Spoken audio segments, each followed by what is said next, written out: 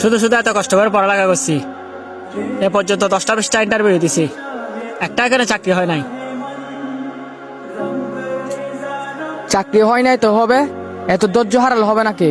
ধৈর্যের কথা বলিস? এ পর্যন্ত 10টার উপরে ইন্টারভিউ দিয়ে ফেলছি, একটাই চাকরি হয় নাই, আর কিভাবে ধৈর্য ধরবো তুই বল? ধৈর্য হতে সাফল্যের চাবিকাঠি। এখন থেকে যদি ধৈর্য হারা হয়ে যাস তাহলে ভবিষ্যতে কি করবি? না রে বন্ধু, আমার মনে হয় এত বছর লেখাপড়া করে টাকা পয়সা খরচ করছি, আমার দ্বারা কোনো চাকরি বাকরি হবে না। বন্ধু, এত ধৈর্য হারা হলে কিছুই হবে না। উপরওয়ালা যাদেরকে বেশি ভালোবাসে তাদেরকে পরীক্ষায় বেশি ফেলে। কি করতাম বন্ধু, পড়ালেখা শেষ করছি 3-4 বছর হয়ে গেছে, এখনো পর্যন্ত একটা চাকরিও পাই নাই।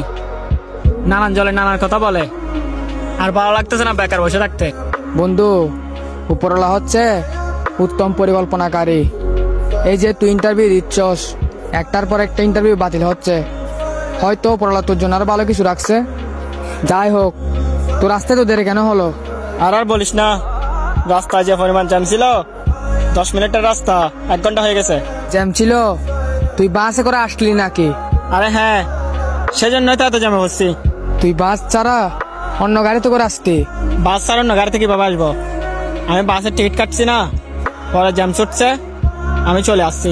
দেখ, গাড়ির যেমন জ্যাম লাগে তেমন প্রতিটা মানুষের জীবনেও জ্যাম লেগে থাকে।